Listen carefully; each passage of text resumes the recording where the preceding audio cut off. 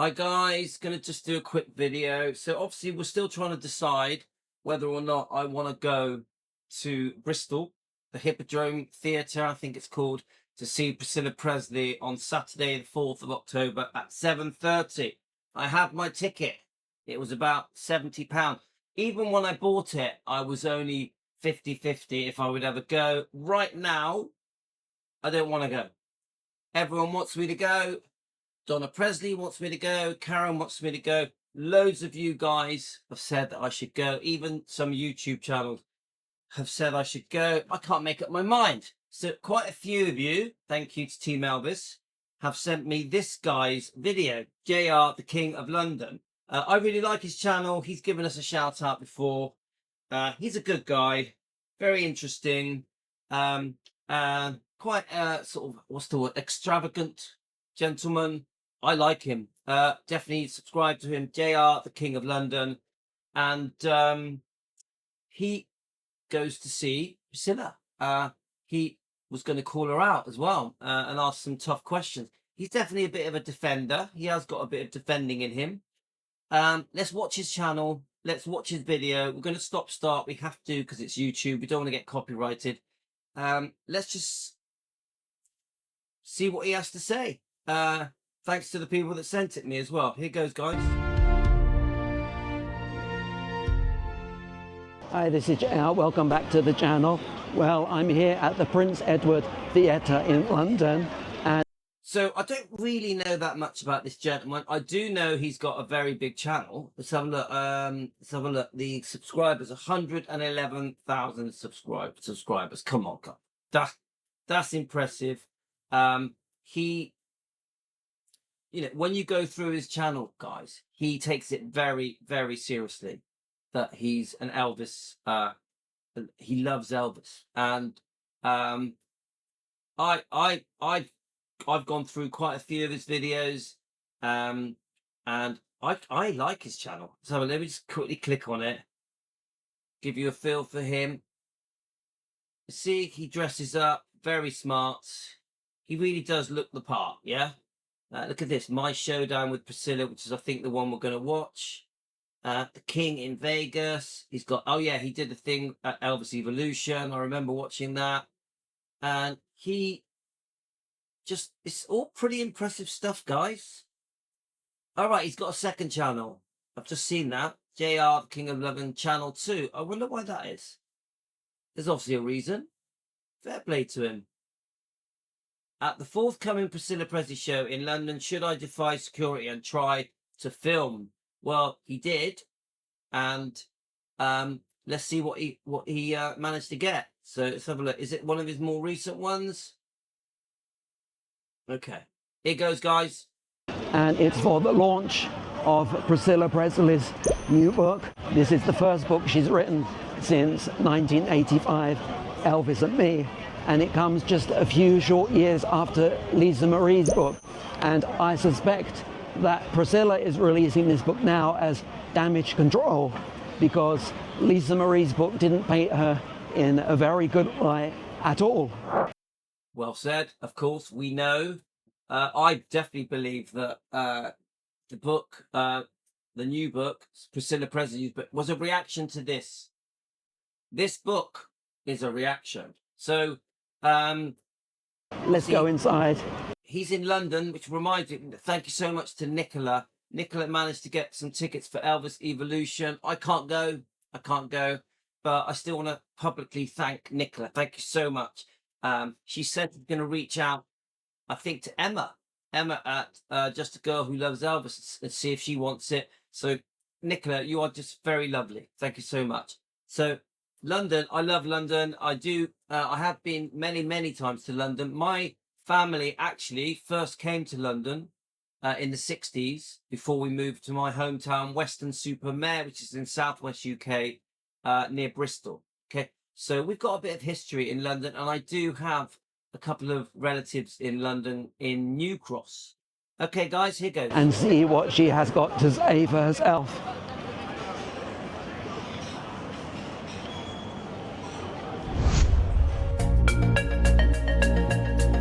I hope the music doesn't get copyrighted, but let's go with it. I don't trust the music, guys.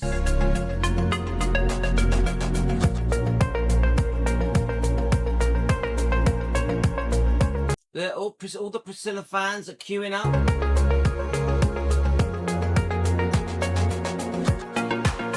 It's a bloody long queue, guys.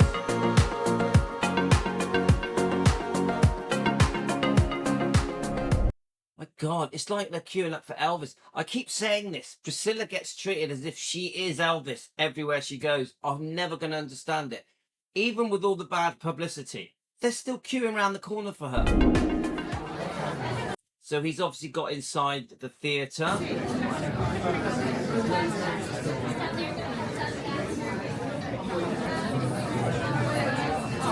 You know, typical theatre. Looks very similar to my local theatre in Weston-super-Mare.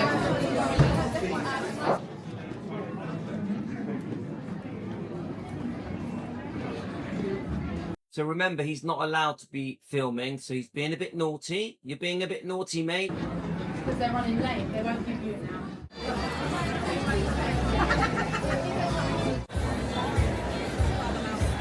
So guys, just so you know, my ticket is on my, so as I face my laptop, it's to the right, at the near the center of the front. So right, center of the front, facing from the stage. So if I was looking out to the audience, it's quite a good ticket, but it is one single ticket, and it was the last ticket. And there's a big, massive upstairs part, which I think is on 2 tiers. But you know, if I'm gonna go, I wanted to be near enough where I could ask a question and see Priscilla. I must say, guys, if I do go, it'll probably be the last opportunity I ever get to see Priscilla. I don't have any craving or yearning to see Priscilla. It doesn't really interest me. But from the point of view of defending Elvis and Lisa, maybe we can ask a question. I don't know. Maybe we'll hear questions get asked that are unusual. Will they even allow awkward questions? Probably not. I do remember this guy does say later that they were being quite careful with. No, actually, no, that's not what he said. He said they read out all the questions except for his. His question was a bit more difficult. Everyone else's question was quite laid back sort of stuff. So let's just see what it says.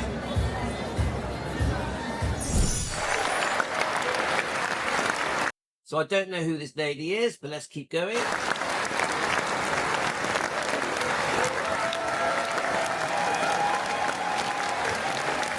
Now, I watched her in another interview yesterday, and one of the things she always says is, "Oh, I'm nervous. I'm nervous."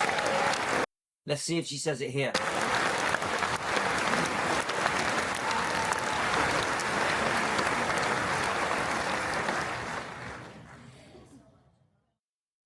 Well, believe it or not, when you see, I don't know how many people saw him in person on stage, but he had stage fright. And he was really nervous about, who's going to come. And, are they going to walk out? I think a lot of entertainers are somewhat like that anyway. And I'm so glad you're here, by the way, and didn't walk out on me. but no, if you're hungry, there is some nuggets in the oven and some wraps. Yes, he was nervous. And it was another side of Elvis that I saw. Did you see that? I just saw him say that he's got a Riley video. I'd like to see that. Let me just see that again.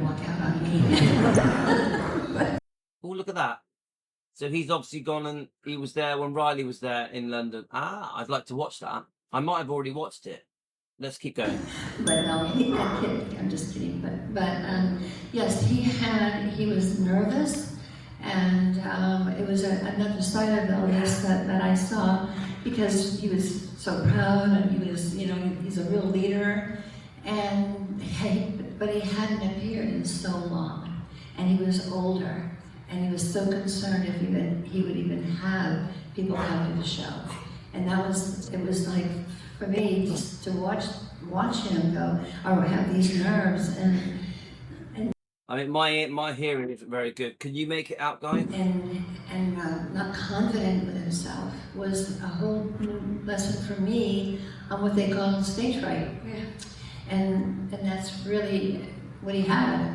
Obviously, after the first and second show, he became much more comfortable now because the audience did applause, the audience did stand up, and that was the moment he came back again to perform.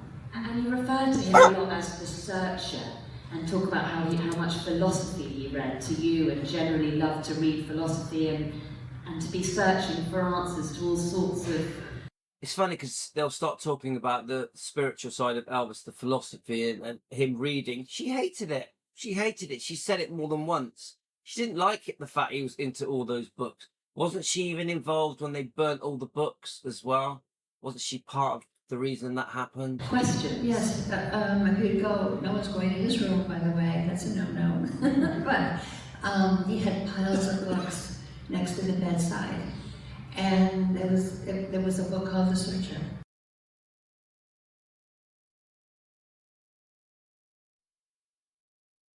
There was a book called The Searcher. Yeah, so, okay, so, we are worrying that she's getting her facts wrong. Obviously, we all know the documentary, The Searcher, yeah? But she calls it the book. Now, was there a book of it? I don't know, yeah? He's saying she got it wrong, yeah? So let me just go back a little bit.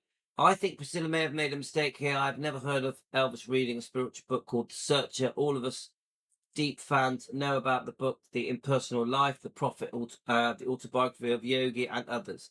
Okay? So she has been making mistakes, a lot of mistakes, in the different interviews she's done. She's actually on tonight in the UK at 7 on BBC One on the One show. So I'm going to tune into that as well. So dementia, Alzheimer's, there's definitely something going on with her, 100%. Someone even mentioned to me that her breathing has become awkward, yeah? So let's keep going. There was a book called The Searcher. That's why I named the show The Searcher. And he was looking for something. He was God-fearing, very much so.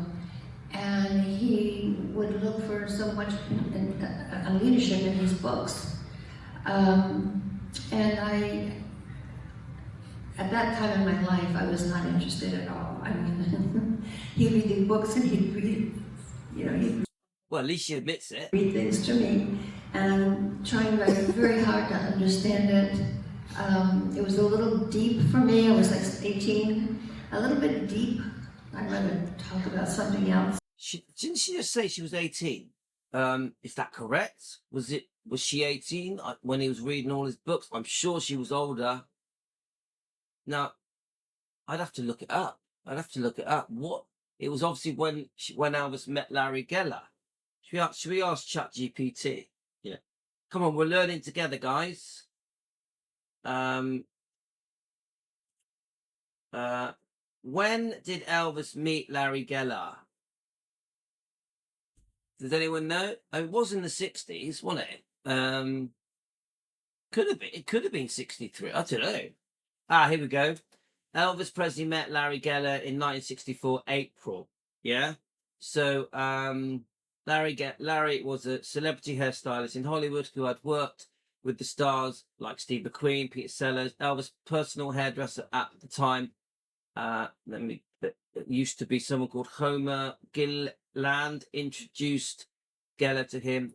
Their meeting took place at Elvis's home on Pergia Way in Bel Air, Los Angeles. That meeting began not only a working relationship. Larry starred Elvis's hair for concerts, movies, appearances, but also a deep personal bond. Geller became Elvis' spiritual advisor, introducing him to books, philosophy, religion, and mysticism, which had a strong influence on Elvis' personal life. That's interesting. So how old would she have been? So in 63, she's 80, 64, yeah, 90. Actually, yeah, she could have been 18, 19. Let's keep going. And sometimes I kind of doze and he goes, "Are you not listening to me? I'm doing all of this." And you're like, no, he's not saying it in a bad way. I'm doing all this reading and I want you to listen. Are you not? I go, no, I'm totally listening to you. In fact, it's so interesting. I have to close my eyes.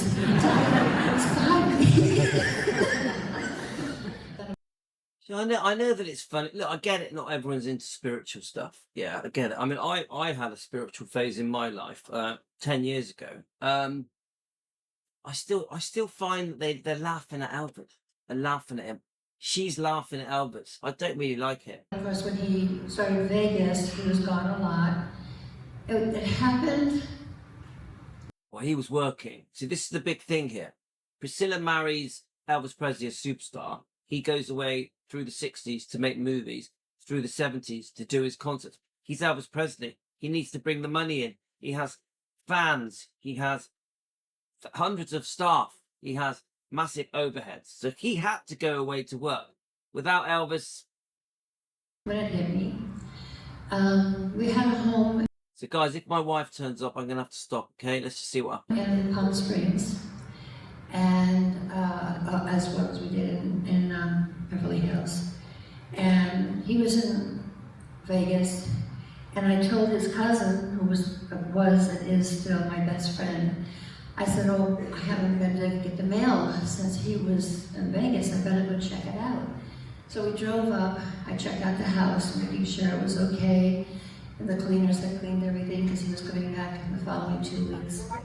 And I've I only saw got the 2 minutes mailbox. left. It was packed with mail. A lot Have a of it little- was have a on little the go road, now. and I said, I have to go out and get all the mail. No, she hasn't. So when I got home, I started looking at the mail. I've nearly fit 2 minutes opening it up up, this and- gift. And there was a couple of them that had, oh Yeah. dear Elvis, it was so great Me too. being with you. I had the best time. I can't wait until we meet again. Okay. I've been out for about an hour. I've only just got back. Um, 1 second, I need to another finish and I'll one. get it. Elvis, I'm so glad you like my friends, Cynthia and Caroline. And we stayed up until 6 o'clock in You the know, put that morning, CD on a minute, talking I need and to having finish. fun and laughing. And Well, actually, I know where it is. I charged it next to my bed. Wow, he's got another life. There's a whole other life that he has. So, you know, this is the whole Elvis was unfaithful, blah, blah, blah. We've heard it all before, but she never mentions that she was unfaithful. Yeah, they were both being unfaithful, guys. So Elvis wasn't ready to settle down, wasn't ready to get married, was not engaged, didn't have kids. We're talking the 60s here, yeah? Yes, I do think that once he gets engaged in around December 66, and then through the marriage, through the pregnancy, I think Elvis was faithful through the pregnancy, through the marriage. After he catches Priscilla being unfaithful, it's a different story. And try to push it away. And I said to Patsy, let's go up and see, anything that's going on this weekend. There are guys who are up there. Her husband worked for Elvis too, as one of the Memphis Mafia. And we went up again, and sure enough, there were about 4 or 5 cars there. And there were girls that were there, up there with the guys. And they were in the pool, swimming pool, and I said, I can't take this. I cannot take this anymore. And I just... I mean, she's jumping the gun a bit here, isn't she, right? But, okay. I still have to say what I'm going to say, guys. They were both naughty. They were both not ready to be married. They were both not ready to have Lisa. There's just another life he was living. Even though he would come home and... But she was living another life as well. If you study it properly, just after the marriage, within a year of the marriage, she's unfaithful with the dance instructor. Then within another 18 months, she's with Mike Stone, the karate champion. Everything is blamed on Elvis. And be, daddy, and he would be loving. I just couldn't get it out of my head, and I, this hate nagging. He did not like women nagging. Well, what did you do this for? How come? Why didn't you tell me this? Blah, blah, blah. Could never do that with him. So I had to be... Pretty average husband. Do you know what? Women don't like the men nagging either. Basically just go with the flow. And that's when it got to be too much for me, and I decided, it's just time for me to go. And see, the bit that bugs me is that it's always Elvis's fault. Everything was Elvis's fault. She does nothing wrong. Priscilla did nothing wrong. Remember, she's living like a queen. They've got cooks and maids and cleaners and blah, blah. Everything is done for them. Everyone waits hand at foot for Priscilla. Priscilla would have been living in luxury. And it's like, oh no, I can't handle this no more. Let him have the life maybe that he wanted. Well, what about the life she wanted? Remember that. Remember, she blames Elvis for leaving, but how about she had aspirations, ambitions? She liked men. She fancied other men. She wanted to be wealthy and famous, be on TV, be in movies, get it? Have businesses, have money. You know, she never throws that bit in. The truth is, Priscilla, once she got a taste of the good life, she wanted it all for herself. She still fancied other men. That's the truth of it, guys. Okay, Elvis fancied women as well. Yeah, they both were not right for each other. It's that simple, in my opinion. I was coming out about actually just getting my hair done. And my sister calls and said, Joe Esposito just called and he said, All right, so they're talking about the day he lost his life. I do want to just throw in before we move on to that part that, yes? No, I got nuggets. No, and they're nearly done. They're nearly done, mate. Like my kids here. They're nearly done, mate. So I'll get your food in a sec. I just want to say everything. I keep repeating this. Everything's Elvis's fault. Priscilla takes no responsibility. She never says sorry. She never admits wrongdoing. Everything is Elvis's fault. She can write a whole book blaming everything on everybody else. That includes her daughter.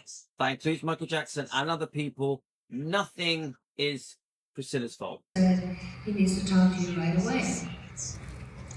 And I went, okay, so can you call him back? And I had to, for Joe to call me and say it's important, you know, I knew it was something, but never, ever did I think he was Elvis.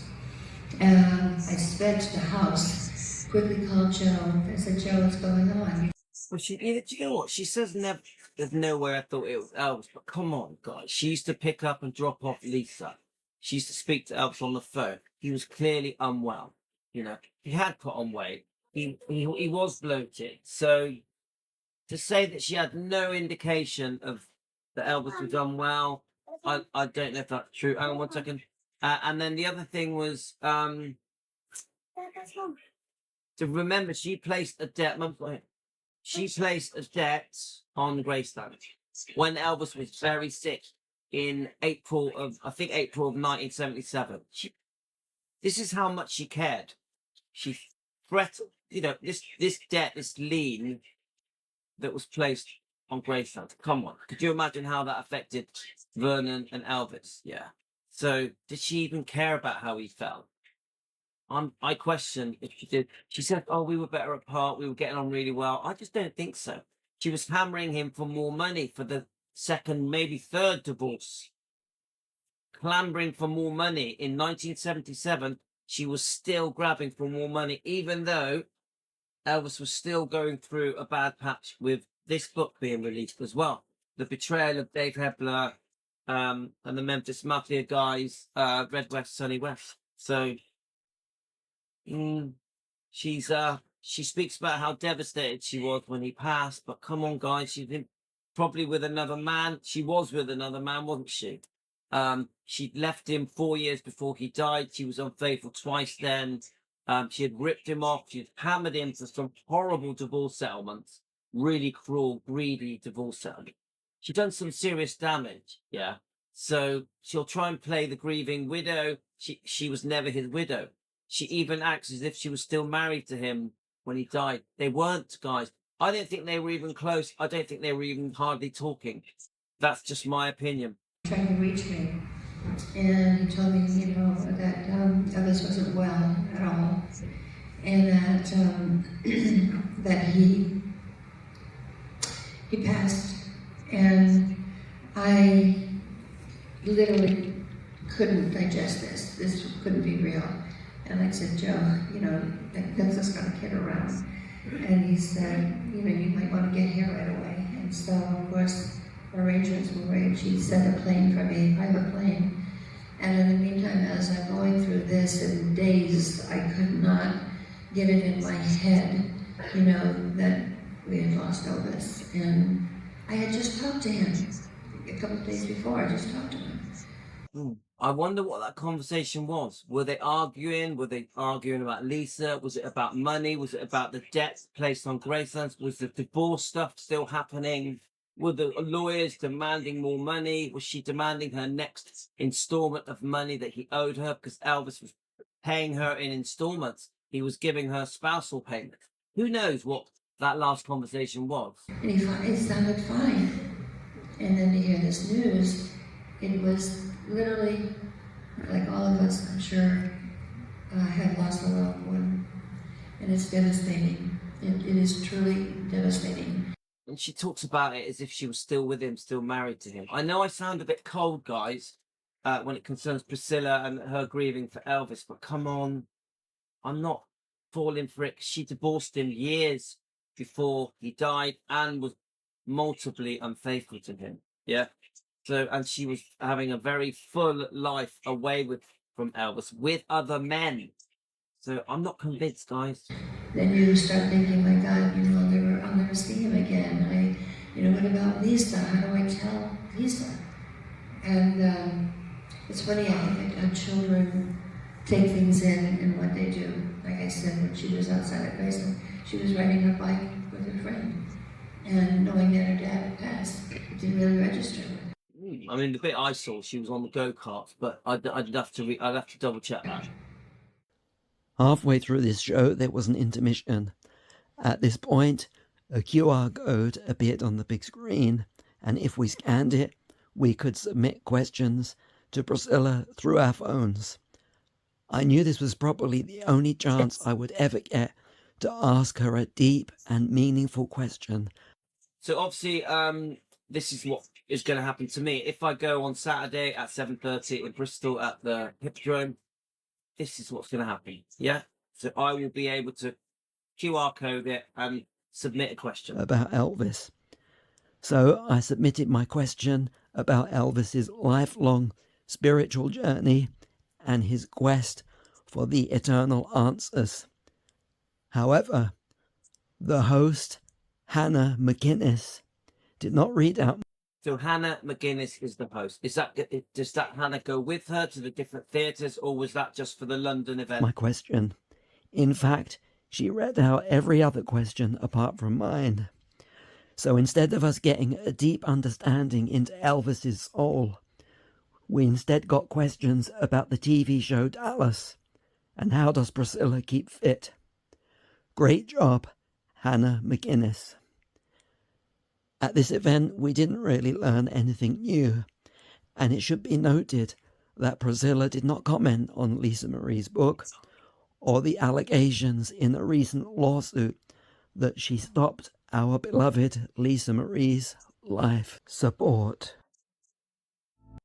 Which is a big thing, guys. Massive thing. We're all concerned. We're all worried.